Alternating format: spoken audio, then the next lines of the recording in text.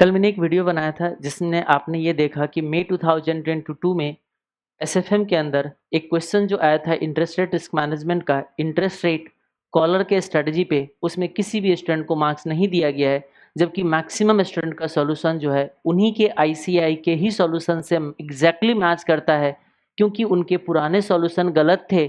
तो बच्चे क्या करेगा, डरे हुए स्टूडेंट जो उसी गलत सॉल्यूशन को भी याद करके जाता है और उसको लिख के भी आता है, उसके बावजूद भी मार्क्स नहीं दिया जाता है, क्योंकि सजेस्टेड ने जो अपने गलतियां था उस गलतियों को करेक्ट कर लिया है। तो अब उनको मानना है कि यह हमने जो भी सजेस्टेड दिया वो करेक्ट है, यानी कि अभी तक जो आपने दिया था वो गलत था। तो आपको क्या करना चाहिए था, एक उसको पहले अपने गलतियों को सुधार के एक नोटिफिकेशन लाना चाहिए था, तब क्वेश्चन पूछते, तब मानता कि मैं क्या है आईसीआई सही है। अब कुछ लोगों का ये मानना है कि सर एग्जामिनेशन आ गया, इस वीडियो से क्या फ़ायदा है। कोई फ़ायदा नहीं, मुझे भी पता है, लेकिन आपको भी पता है आज अगर डेली आप ऑफिस लेट जाइए, मान लीजिए आर्टिकलशिप में हो, आप डेली 11 बजे जाते हो, 11:30 पे जाते हो, अगर एक दिन भी अगर आपको आपके बॉस नहीं टोकेगा ना तो आपकी वो आदत बन जाएगी। लेकिन एक दिन अगर आपको बॉस टोक देता है, देखिएगा अगले दिन से कोशिश करोगे, क्या करोगे, आप अपनी बिहेवियर को चेंज करोगे। एग्जैक्टली ऐसे ही होता है। आईसीआई में जो बैठे हुए जो डिसीजन मेकर है, अगर हम लोग, क्योंकि हमें पता है आज से इससे कुछ साल पहले बहुत ज़्यादा हम लोगों ने आवाज़ उठाया, उसके बावजूद भी कुछ नहीं हुआ। आईसीआई तक प्रोटेस्ट हुई, मीडिया में आई, उसके बावजूद भी कुछ नहीं हुआ। तो मेरे एक वीडियो से क्या हो जाएगा, कुछ नहीं होने वाला है, मुझे भी पता है। ठीक है, तो अब आते हैं सवाल कि सर एग्जामिनेशन आ गया है, हम क्यों डिस्टर्ब हो रहे हैं। आपको डिस्टर्ब नहीं होना है, आपको बस ये सिस्टम आपको पहले से पता है, आप ऑलरेडी डाइजेस्ट कर चुके हो। एग्जामिनेशन टाइम में इस तरीके की वीडियो आने का रीजन ये होता है कि आईसीआई ने अपना एक रूल बना लिया है कि हम सजेस्टेड जो लेके आएंगे एग्जामिनेशन टाइम पे ही लेके आएंगे। आप मुझे बताइए आईसीआई की आप अपनी सर्टिफाइड कॉपी को कब मैच कर सकता हो। सजेस्टेड लाया है उसने परसों, जब आपको 2 दिन पहले सजेस्टेड लाया है तो आज ही आप अपना मैचिंग करोगे, आज ही तो अपने जो दिल की जो दुखड़े हैं वो किसी और को सुनाओगे ना। ये रीजन है कि लेट होके आज के डेट पे वीडियो आ रहा है। हमें भी पता है कि इस वीडियो से कुछ नहीं होने वाला है, लेकिन हमें इतना पता है कि कोई तो काउंसिल मेंबर है जिसके पास थोड़ा सा इंसानियत बचा होगा, शायद थोड़ा सा वो जाग जाए, याद आ जाए कि अरे हाँ अभी भी हमारा सिस्टम ठीक नहीं हुआ है। सिर्फ उनको याद दिलाने के लिए ये चीज़ बता रहे हैं। कल के वीडियो के बाद बहुत सारे सर्टिफाइड कॉपी फिर से बच्चे लोगों ने भेजना शुरू किया है। आप लोग भी को भी इस तरीके से कुछ लगता है तो आप लोग भी टेलीग्राम चैनल पर आप भेजिए, मैं डिस्क्रिप्शन लिंक में डाल देता हूँ। लेकिन ज़्यादा आप उसको करके आप ये तो उम्मीद मत रखो कि आपको कुछ मार्क्स मिलने वाला है, कुछ नहीं मिलने वाला है। सिर्फ आप एक अवेयरनेस जो आने वाले फ्यूचर के स्टूडेंट है उसके लिए डाल देते हैं, बाकी आप लोग अपना पढ़ाई शुरू कर लीजिए। आज हम 2 स्टूडेंट के सर्टिफाइड कॉपी आपको दिखा रहे हैं, किस तरीके से उनको इंस्टीट्यूट के ही सॉल्यूशन देने के बावजूद भी मार्क्स नहीं दिया गया है। थोड़ा बहुत का सच्चाई आप लोगों के सामने होनी चाहिए।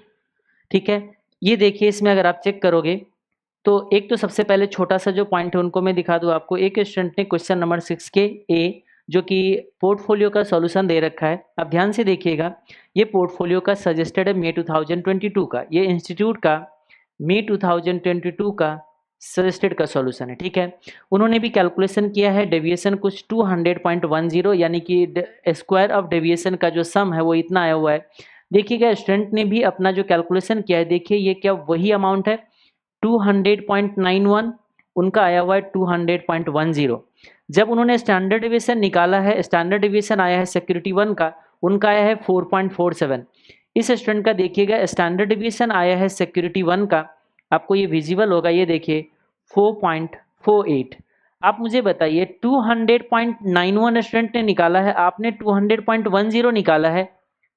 क्या ये 0.91 और 0.10 में इतना बड़ा गुनाह कर लिया है कि आपने इस पार्ट का मार्क्स ही नहीं दिया, इस पार्ट का मार्क्स ही नहीं दिया आपने। 8 मार्क्स का क्वेश्चन है, ठीक है, उनसे एक गलती हो गई, इनका तो मार्क्स दे देते आप। बोलोगे कौन सी गलती हो गई, अगले वाले पार्ट्स में गलती हो गई है, क्योंकि जो कि स्टूडेंट को नहीं पता है वो परेशान है कि सर मुझे पूरे 8 मार्क्स मिलनी चाहिए थे। नहीं, आपसे ये मिस्टेक हो चुका है जी। अगले पॉइंट में मैं आपको बता दूं, 6th ईयर के लिए ये जो 42.4542 आता है, 42.42 स्टूडेंट को मैं यहाँ पे आपको बता दूं, आपने यहाँ पे मिस्टेक कर लिए हो। 42 पॉइंट की जगह आपने यहाँ पे 39.60 कर चुके हो। ये आपका कैलकुलेशन मिस्टेक है, आपका किस वाले पार्ट में, सिक्योरिटी 2 के अंदर। तो उसकी वजह से ये मार्क्स अगर आपको नहीं दिया तो चलो ये हम मान सकते हैं कि ठीक है, एक कैलकुलेशन मिस्टेक की वजह से सिक्योरिटी 2 के स्टैंडर्ड डिविएशन का मार्क्स कट कर ले, चलेगा। लेकिन सिक्योरिटी 1 का तो सही था, उसमें क्यों नहीं दिया आपने। छोड़ो, अब हम इस पे आगे बढ़ते, ज्यादा टाइम नहीं लगाना है। अब अगला दिखाता हूं मैं आपको एक क्वेश्चन का। ये एक सर्टिफाइड कॉपी है एक स्टूडेंट का, देखोगे तो इनका जो मार्क्स आया हुआ है वो 51 मार्क्स आया हुआ है। थोड़ा ध्यान से देखिएगा, इनका ग्रुप रह गया है, इनका आपका 51 मार्क्स आया हुआ है, इनको 16 मार्क्स का अनफेयर मार्किंग किया गया है। आप मुझे बताइएगा 51 प्लस 16 67 मार्क्स आने चाहिए था जिस स्टूडेंट का, उनको दिया है आपने 51। बोलोगे कैसे? एक तो आपने इंटरेस्ट रेट रिस्क मैनेजमेंट का क्वेश्चन नंबर 6 में तो आपके मार्क्स, सॉरी क्वेश्चन नंबर 6 का बी, उसमें तो आपने मार्क्स दिया ही नहीं, वो तो किसी को दिया ही नहीं, उस पर हमने ऑलरेडी डिस्कशन कर लिया था पिछले, तो उस पर हम यहाँ पे बहस नहीं करें क्योंकि वो स्टूडेंट ने भी, इसने भी उस क्वेश्चन को सॉल्व किया और आपके इन्फॉर्मेशन के लिए 184 डेज लेके ही इसने पूरा का पूरा कैलकुलेशन किया है। यानी कि इनका कैलकुलेशन एग्जैक्टली जो प्रीवियस एमटीपी था उससे एग्जैक्टली मैच करता है, उसके बावजूद भी इनको मार्क्स नहीं दिया गया था। ये देखो इन्होंने ये क्वेश्चन पूरा का पूरा सही सॉल्व किया है। देखो क्वेश्चन नंबर 6 का भी मैंने देखा है आपको, ये देखो 184 डेज लिया गया है क्योंकि पास्ट पीरियड को आपने काउंट किया, क्योंकि आपने भी पहले वही काम किया था, लेकिन इस बार आपने क्या किया, सजेस्टेड के अंदर जो आगे की पीरियड है उसको काउंट करके आपने कितना ले लिया, 181। तो जहां पे आपका इनका 184 था वहां इंस्टीट्यूट का 181 आ गया, और जहां पे स्टूडेंट ने 181 ले रखा है वहां पे इंस्टीट्यूट का 184 आ गया। इस डेज काउंटिंग की बेसिस का पूरा 8 मार्क्स जो है पूरा का पूरा जीरो कर दिया गया। ठीक है, एक तो ये कहानी हो गई। अब अगर पोर्टफोलियो के क्वेश्चन पे आए तो सबसे पहले तो मैं आपको क्वेश्चन दिखाऊं, क्या क्वेश्चन उन्होंने पूछा गया था। एक सबसे पहले तो देखो ये क्वेश्चन उन्होंने इंस्टीट्यूट ने डाला इस बार, ये क्वेश्चन है इंस्टीट्यूट का जो कि मई 2022 के एग्जाम में है, वह याद रखिएगा मई 22 के एग्जाम का ये क्वेश्चन है। ठीक है, आपको बता दूं इस क्वेश्चन के अंदर क्या था, ये बीटा निकालने को दिया गया है। इस क्वेश्चन के अंदर सिक्योरिटी का प्राइस दिया गया है, सिक्योरिटी का डिविडेंड दिया गया है, मार्केट का एवरेज में प्राइस दिया गया है, डिविडेंड यील्ड दिया गया है, और आपका गवर्नमेंट का बॉन्ड दिया गया है, बॉन्ड का रिटर्न दिया गया है, और बोला गया है आप क्या करिए, बीटा कैलकुलेट करके दीजिए। ये क्वेश्चन फर्स्ट टाइम नहीं पूछा है इंस्टीट्यूट ने, ये क्वेश्चन पुराना हिस्ट्री अगर आप चेक करने जाओगे तो बहुत बार आ रखा है। मैं आपको ये दिखाऊं कि ये देखिएगा, ये है क्वेश्चन नंबर जो हमने अपने बुक में रखा है, वो क्वेश्चन नंबर 6 का जे है। ध्यान से देखिएगा, इसमें ये अभी मई 2022 में रिपीट किए हो ना, लेकिन ये क्वेश्चन आपका पहले आरटीपी में 2 बार आया हुआ था, एक बार पहले के एग्जाम में आया हुआ था, आपके पुराने स्टडी मैट में भी हुआ करता था, और आपने ही पहले 2 सॉल्यूशन प्रोवाइड किए थे। अगर आरटीपी में जाओगे तो आपने इस इंफॉर्मेशन को यूज करके तब आपने सॉल्यूशन दिया था, क्योंकि होता क्या है, इसके 2 रास्ते बनते हैं। आपको पता होगा बीटा निकालने के लिए डेविएशन को कंपैरिजन करके हम कोवेरिएंस के थ्रू भी जा सकते हैं, जिसमें इसका डेटा अवेलेबल है, इसका रिटर्न अवेलेबल है, दोनों को कंपेयर करके कोवेरिएंस निकालेंगे, उसके साथ बीटा निकाल देंगे। या एक तो उस केस में क्या होगा, ये आपका इन्फॉर्मेशन इग्नोर हो जाएगा। एक बार आपने क्या किया, इस आरटीपी के अंदर आप ही ने इसके सॉल्यूशन दिया, क्या किया, इसको भी यूज किया आपने। अब इसको कैसे यूज करोगे, आपको पता है सीएपीएम क्या होता है, रिस्क फ्री रिटर्न, मार्केट का return and security return and beta, ये 4 चीजों के बीच में रिलेशन है। तीनों चीज आपका दिया हुआ है, आप आराम से क्या करते हो, बीटा निकाल लेते हो। तो आपने खुद ही अपना 2 सॉल्यूशन प्रोवाइड कर रखे थे। आपकी जो स्टडी मैट था और आपकी जो मई 2017 की जो सॉल्यूशन थी उसके अंदर आपने कोवेरिएंस को यूज किया था। आप जाके देखोगे आरटीपी के अंदर आपने क्या यूज किया था, सीएपीएम वाले मेथड को यूज किया था। और यही चीज जो है, इस सब डिस्प्यूट को क्लास में बताने में भी बहुत टाइम वेस्ट होता है, लेकिन बताना पड़ता है। आप देखिए ध्यान से, there are 2 types of solution available for the same question. ये दोनों आईसीएआई का ही सॉल्यूशन है, हमारा नहीं है। ठीक है, अब ये देखो, एक बार आप या तो बीटा के थ्रू चले जाइए या आप क्या करिए, सीएपीएम के थ्रू चले जाइए। लेकिन होगा क्या, अगर कोवेरिएंस के थ्रू जाओगे तो जो आपका गिवन रिस्क फ्री रिटर्न है ना, वो आपका इररेलेवेंट हो जाता है। और आपने खुद ही इतने बार आपने दिखाया है डेरिवेटिव के कितने सारे क्वेश्चन के अंदर कि if possible use all information given in question. तो इस स्टूडेंट को लगा कि शायद रिस्क फ्री रिटर्न दिया गया है तो सीएपीएम या जो यूज किया जाए, कैपिटल एसेट प्राइसिंग मॉडल को यूज करना शायद उसको ज्यादा बेनिफिशियल लगा। उनको लगा कि चलो आरटीपी का सॉल्यूशन जो ज्यादा अप्रोप्रिएट है, क्योंकि वो सारे के सारे इन्फॉर्मेशन यूज करता है। ये देखो, ये है आपका आरटीपी का क्वेश्चन, ध्यान से देखिए, ये आपके आरटीपी मई 2015 का क्वेश्चन है इंस्टीट्यूट का, ये याद रखिएगा।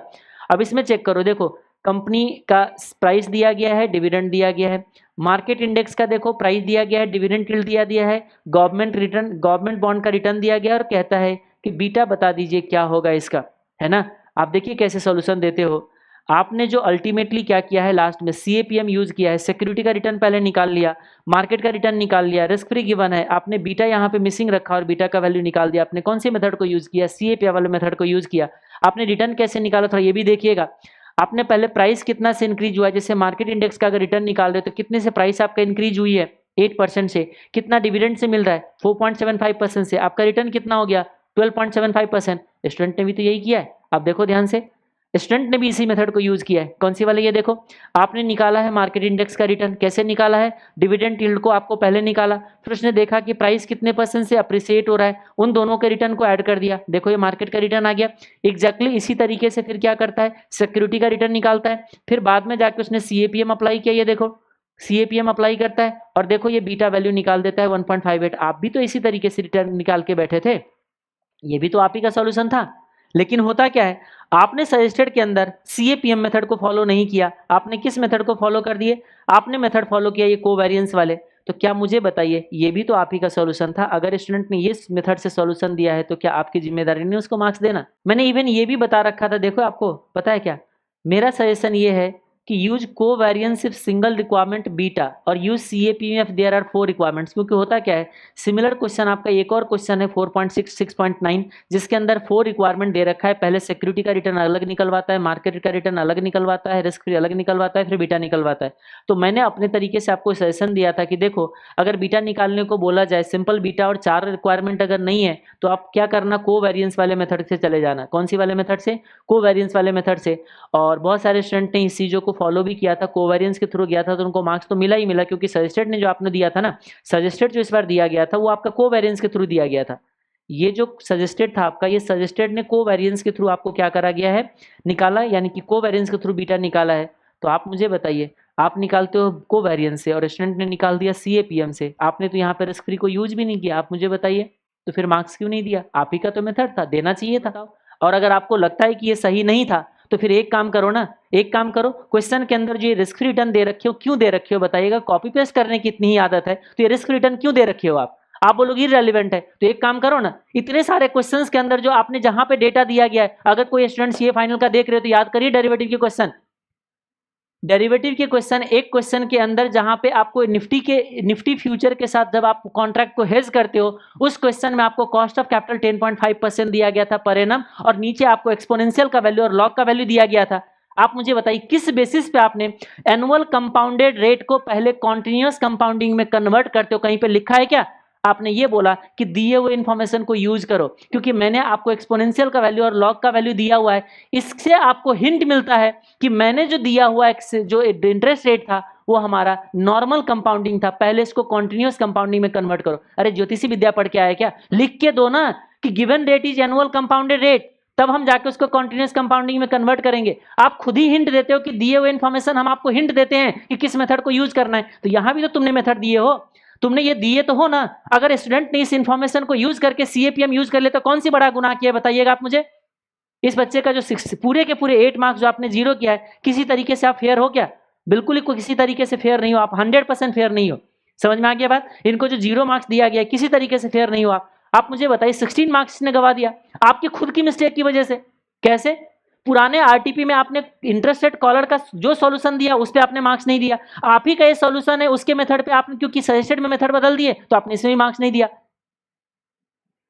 हमें तो लगता है कि ये जो जितने भी बैठे हुए ना एग्जामिनर, ऐसे ऐसे एग्जामिनर सामने मिल जाए ना, बस ऐसे ऐसे लोगों को तो चलो लिमिट में रह जाते हैं। ठीक है, देखो स्टूडेंट कुछ नहीं कह सकते, ये आपका बैड लक था। बहुत बार होता है हम लोग रास्ते में जा रहे होते, दूसरे के गलतियों की वजह से हमारा कुछ नुकसान हो जाता है।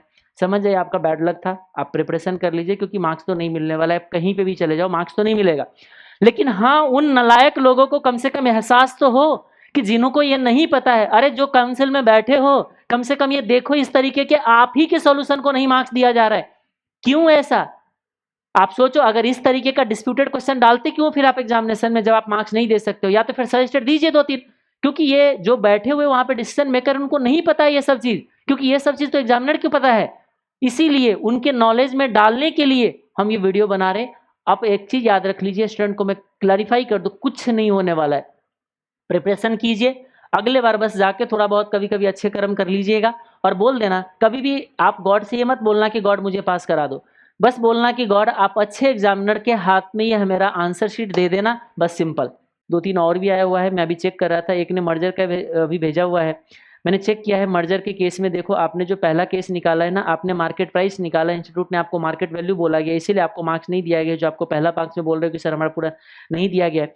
सेकंड पार्ट में भी जो आपने निकाला है ओरिजिनल शेयर की जो वैल्यू निकाला है, ठीक है, उसके केसेस में आपने value of the original share holders निकाला है आपने, तो ईपीएस से मल्टीप्लाई करके निकाल के दिया है। याद रखिएगा मार्केट वैल्यू जो होते हैं मार्केट प्राइस से आता है। देखिए जहां पे आप मिस्टेक हो वहां पे अगर मार्क्स नहीं दिया है तो हम कुछ नहीं कह सकते, लेकिन कम से कम जिनका सही है, ठीक है, आप बोलोगे सर हमने छोटा सा ही तो किया है, इंस्टीट्यूट ने मार्केट वैल्यू पूछा, हमने मार्केट प्राइस निकाल के दिया है, प्राइस और वैल्यू एक ही तो है।